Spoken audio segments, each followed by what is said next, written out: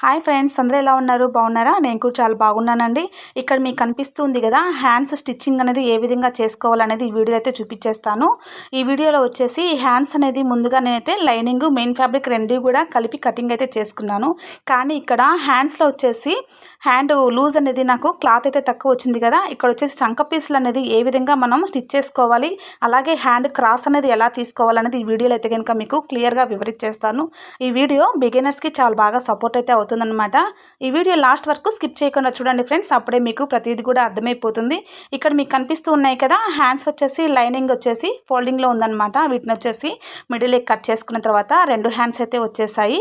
ఇక్కడ మీకు కనిపిస్తున్న పీసులు వచ్చేసి చంక పీసుల కోసం నేను తీసుకున్నటువంటి పీసులు అనమాట. వీటిని వచ్చేసి ఏ విధంగా జాయింట్స్ చేసుకోవాలో ఇక్కడైతే మీకు చూపించేస్తాను. ముందుగా అయితే బిగినర్స్ ఈ విధంగా వీటికి వచ్చేసి చెక్ చేసి పెట్టుకోవాలన్నమాట. ఏ వైపుకి ఏ క్రాస్ తీసుకోవాలో ఇక్కడైతే చెక్ చేసుకోవాలి. చంక పీసులు అనేది ఏ పీస్ తీసుకోవాలో చెక్ చేసుకోవాలి. నీకు ఇక్కడ మీకు కనిపిస్తుంది కదా, నేనైతే ఇలా అయితే క్లియర్గా కనిపించే విధంగా పెట్టి చూపిస్తూ ఉన్నాను చూడండి. ఇలా సెట్ చేసుకున్న తర్వాత ముందుగా అయితే కనుక చంక పీసు ఇలా అయితే జాయింట్ అయితే చేసుకోవాలి. సింగిల్ కుట్టుతో ఇలాగ జాయింట్ చేసుకున్న తర్వాత క్లాత్ని ఇలా రివర్స్ చేసి పైన ఒక ప్రెస్ కుట్ అయితే వేసేసుకోవాలి. ఒకవైపు అయితే కనుక ప్రెస్ కుట్ వేసుకున్నాం కదా, అదే విధంగా రెండో వైపు కూడా హ్యాండ్ యొక్క చంక పీస్ వచ్చేసి ఈ విధంగా జాయిన్ చేసుకొని ఈ క్లాత్ని కూడా మనం రివర్స్ చేసుకొని పైన ఒక ప్రెస్ కుట్ అయితే వేసేసుకోవాలి. ఇప్పుడు వచ్చేసి ఇలా స్టిచ్ చేసుకున్నప్పటికీ ఒక హ్యాండ్కి అయితే చంక పీసులు అనేది నీట్గా అయితే కనుక స్టిచ్ అయితే చేసేసుకున్నాము. అదేవిధంగా రెండో హ్యాండ్ కోసం వచ్చేసి చంక పీసులు కూడా ఇలాగే స్టిచ్ అయితే చేసేసుకోవాలన్నమాట. ఇప్పుడు వీటిని కూడా ముందుగా హ్యాండ్కి ఏ విధంగా అయితే చెక్ చేసుకున్నామో అదే విధంగా చెక్ చేసుకొని ఇక్కడ నేను వీడియోలో చూపించిన విధంగా అయితే కనుక స్టిచ్ అయితే చేసుకోవాలి. ఇక్కడ కూడా చూడండి, ముందుగా ఒక లైన్ స్టిచ్ చేసుకున్న తర్వాత రివర్స్ చేసి ప్రెస్ కుట్ అయితే వేసేసుకోవాలన్నమాట. చంక పీసులు ఎటువంటి బ్లౌజ్కైనా సరే ఇదే విధంగా వేసేసుకోవచ్చు. ఒక హ్యాండ్కనే కాదు, బ్లౌజ్ యొక్క ఫ్రంట్ పార్ట్స్లో సైడ్స్ వచ్చేసి మనకు చంక దగ్గర అలాగే సైడ్ జాయింట్స్ దగ్గర కొంచెం పీసులు అయితే యాడ్ అవుతూ ఉంటాయి కదా, అటువంటి వాటికి కూడా ఇదే విధంగా జాయింట్స్ అయితే చేసేసుకోవాలి. ఇప్పుడు రెండు లైనింగ్ పీసులకి చంక పీసులు అనేది జాయిన్ చేసుకున్నాం కదా, ఇలా అయితే వచ్చేసాయి. ఇప్పుడు వచ్చేసి ఇందులో మెయిన్ ఫ్యాబ్రిక్ అనేది ఎలా అయితే జాయిన్ చేసుకోవాలో ఇక్కడైతే మీకు క్లియర్గా అయితే చూపించేస్తాను. ఈ మెయిన్ ఫ్యాబ్రిక్ జాయిన్ చేసుకునేటప్పుడు కూడా ఇక్కడ నేను ఇప్పుడు చూపించే హ్యాండ్ స్టిచ్చింగ్ వచ్చేసి హ్యాండ్కి వచ్చేసి మనకు హెమ్మింగ్ అయితే ఉంటుంది. హెమ్మింగ్ కోసం అయితే ఏ విధంగా జాయిన్ చేసుకోవాలి, అదేవిధంగా పైపింగ్ వేయాలంటే ఏ విధంగా జాయిన్ చేసుకోవాలి ఇక్కడ మీకైతే చూపించేస్తాను. అంటే మనకు మెయిన్ ఫ్యాబ్రిక్ వచ్చేసి రాంగ్ వైపున లైనింగ్ అయితే పెట్టి స్టిచ్ అయితే చేసుకోవాలన్నమాట. హెమ్మింగ్ కానీ పైపింగ్ కానీ, లేదు మనం కుట్టి రివర్స్ చేయాలంటే రైట్ సైడ్న లైనింగ్ పెట్టి స్టిచ్ చేసుకొని రివర్స్ అయితే చేసేసుకోవాలన్నమాట. ఇక్కడ నేనైతే కనుక రాంగ్ సైడ్న లైనింగ్ అనేది మనం ఎక్కడైతే చంక పీసులు అయితే వేసుకున్నామో ఈ చంక పీసుల ఖర్చు అనేది మనకు బయటికి కనిపించకుండా లోపల వైపుకు ఉండేలాగా చెక్ చేసుకొని నేనైతే ఇక్కడ స్టిచ్ అయితే చేస్తూ ఉన్నాను.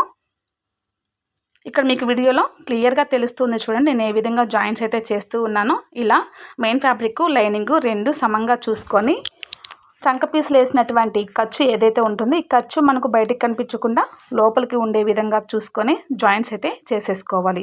ముందుగా అయితే కనుక నేను మెయిన్ ఫ్యాబ్రిక్ లైనింగ్ ఫ్యాబ్రిక్ రెండు కలిపి ఒక జాయింట్ అయితే చేస్తూ ఉన్నాను అనమాట. ఇలా జాయింట్ చేసిన తర్వాత చుట్టూ కూడా హ్యాండ్ షేప్ ఏదైతే ఉంటుందో ఈ హ్యాండ్ షేప్ అంతా కూడా వీడియోలో చూపించిన విధంగా స్టిచ్చింగ్ అయితే చేసుకోవాలి. స్టిచ్చింగ్ చేసేటప్పుడు క్లాత్ ఎక్కడే కానీ ముడతలు లేకుండా సాగనివ్వకుండా చూసుకుంటూ నెమ్మదిగా స్టిచ్చింగ్ అయితే చేసేసుకోవాలి. కొత్తగా నేర్చుకునే వాళ్ళు తొందరగా కుట్టడం వల్ల ఏమవుతుందంటే క్లాత్ వచ్చేసి అక్కడక్కడ కొంచెం మనకు మడగడం కానీ లేదంటే సాగడం కానీ అవుతుంది. అలా లేకుండా నేను ఇక్కడ వీడియోలో చూపించిన విధంగా చూసి స్టిచ్చింగ్ అయితే చేసుకున్నారంటే పర్ఫెక్ట్గా హ్యాండ్ స్టిచ్చింగ్ అనేది వచ్చేస్తుందన్నమాట. ఇప్పుడు ఈ విధంగా జాయింట్స్ అయితే చేసుకున్నాం కదా, ఈ జాయింట్ చేసుకున్న తర్వాత ఎక్స్ట్రా ఉన్న క్లాత్ అంతా కూడా నీట్గా అయితే కటింగ్ అయితే చేసేసుకుందాము. చూసారా, లైనింగ్ వెంబడి నేనైతే మెయిన్ ఫ్యాబ్రిక్ అంతా కూడా కటింగ్ అయితే చేస్తూ ఉన్నాను. ఈ వీడియో ప్రతి ఒక్కరు కూడా షేర్ చేయండి ఫ్రెండ్స్. కొత్తగా నేర్చుకునే వాళ్ళకి చాలా బాగా సపోర్ట్ అయితే అవుతుంది. ఒక్కసారి చూసారంటే ఇట్టే మనం స్టిచ్చింగ్ కానీ కటింగ్ కానీ చేసేసుకోవచ్చు. ఇప్పుడు ఈ విధంగా అంతా కూడా మనం స్టిచ్ చేసుకొని కటింగ్ అయితే చేసుకున్నాం కదా. ఇక్కడ వచ్చేసి మెజర్మెంట్ హ్యాండ్ యొక్క బ్లౌజ్ తీసుకున్నాను చూడండి. బ్లౌజ్ యొక్క హ్యాండ్ వచ్చేసి కరెక్ట్గా ఎగ్జాక్ట్ పొడవు అనమాట. అది దీనికంటే కూడా 2 వేలు పొడవు ఉండేలాగా హ్యాండ్ ఉండాలని చెప్పేశారు. దానికోసం 2 వేల వరకు ఇలా మార్కింగ్ అయితే వేసుకున్నాను. మిగిలిన క్లాత్ వచ్చేసి మనం హెమ్మింగ్ పట్టీ కోసం ఇక్కడైతే స్టిచ్చింగ్ అయితే చేసేసుకోవాలి. హెమ్మింగ్ పట్టీ కోసం ముందుగా అయితే చివరిగా ఇలా ఫోల్డ్ చేసుకొని ఒక సింగిల్ కుట్టు అయితే వేసేసుకోవాలి. ఇక్కడ మీకు వీడియోలో క్లియర్గా తెలుస్తుంది చూడండి, నేను ఎలా అయితే స్టిచ్ అయితే చేస్తున్నానో. లావుగా కాకుండా ఓన్లీ పాదం మందం మాత్రమే ఇక్కడైతే స్టిచ్ చేసుకోవాలి. అలాగే మళ్ళీ ఒక ఫోల్డింగ్ చేసుకొని మిడిల్లో వచ్చేసి ఒక పెద్ద కుట్టు అయితే పెట్టుకోవాలన్నమాట. అంటే మనకు హెమ్మింగ్ అయిపోయిన తర్వాత ఆ కుట్టు అయితే తీసేసుకోవాలి కాబట్టి పెద్ద కుట్టు అయితే పెట్టుకొని మనకు హెమ్మింగ్ పట్టీ కోసం ఎంతైతే మనం గ్యాప్ ఉందో ఆ గ్యాప్ ప్రకారం పట్టీ అయితే స్టిచ్ అయితే చేసేసుకోవాలన్నమాట. ఇలా జాయింట్ అయితే చేసేసానమాట. ఇప్పుడు ఇందులో వచ్చేసి మనం మెజర్మెంట్ బ్లౌజ్ ప్రకారం హ్యాండ్ పొడవు కూడా మళ్ళీ కూడా ఒకసారి చెక్ చేసుకుందాం. ఇక్కడ చూపిస్తున్నాను చూడండి, షోల్డర్ దగ్గర జాయిన్ చేసే ఖర్చు నుంచి హ్యాండ్ పొడవు చూసుకున్నాం. అక్కడ నుంచి 2 ఏళ్ళ పొడవు అయితే పెంచుకోవాలని చెప్పారు కదా, దాని ప్రకారం అయితే కరెక్ట్గా అయితే వచ్చేసింది.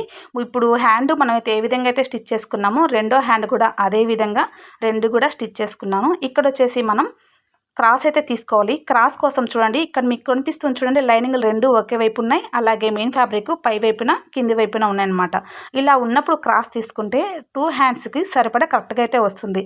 ఇలా కాకుండా లైనింగ్ మా పై వైపున మెయిన్ ఫ్యాబ్రిక్ కింది వైపున ఉండే విధంగా చూసుకొని మనమైతే క్రాస్ తీసుకున్నామంటే 2 హ్యాండ్స్ కూడా ఒకే హ్యాండ్కి వచ్చేలాగైతే ఉంటుందన్నమాట.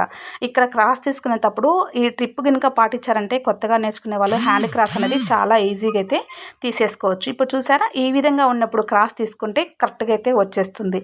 ఇలా 2 హ్యాండ్స్ వచ్చేసి సమానంగా పెట్టుకున్న తర్వాత క్రాస్ అయితే ఈ విధంగా అయితే తీసేసుకోవాలి. క్రాస్ తీసుకోవడం అయితే చాలా అంటే చాలా ఈజీగా అయితే ఉంటుందన్నమాట. ప్రతి ఒక్కరు కూడా ఇలానే చేసేసుకోండి. హ్యాండ్ క్రాస్ అనేది సింపుల్ మెథడ్లో చాలా ఈజీగా తీసేసుకోవచ్చు. ఇలా తీసుకుంటేనే మనకు బ్లౌజ్కు 2 వైపులా 2 హ్యాండ్స్ వచ్చేలాగా కరెక్ట్గా అయితే వచ్చేస్తుందన్నమాట. వీటిని వచ్చేసి మిడిల్లో ఒక ఫోల్డింగ్ వేసి షోల్డర్ దగ్గర ఈ విధంగా ఒక ఖర్చు పెట్టుకోవాలి. అలాగే చంక జాయింట్ దగ్గర ఒక ఖర్చు పెట్టుకున్నామంటే హ్యాండ్ క్రాస్ అనేది అయిపోయిందనమాట. వీటి రెండింటినీ కూడా మీకు ఇక్కడ ఓపెన్ చేసి చూపిస్తాను చూడండి, మనకు ఏ విధంగా 2 వైపులా వస్తుంది అనే దానికి కూడా. ఈ వీడియో నచ్చిందంటే కనుక ఒక లైక్ చేయండి ఫ్రెండ్స్. ఇటువంటి లేటెస్ట్ అప్డేట్ కోసం ఛానల్ని సబ్స్క్రైబ్ చేసుకోండి. చూసేసారా, ఇలా అయితే కనుక తీసుకున్నామంటే మనకు 2 వైపులా కూడా రైట్ హ్యాండ్ లెఫ్ట్ హ్యాండ్ 2 వచ్చేసాయి అన్నమాట. ఓకే అండి, ఈ వీడియో అయితే మీకు నచ్చిందని అనుకుంటున్నాను. వీడియో నచ్చిందంటే ఒక లైక్ చేయండి, సబ్స్క్రైబ్ చేసుకోండి. అలాగే వీడియోలు అనిపించిందని నాకు కామెంట్ చేయండి.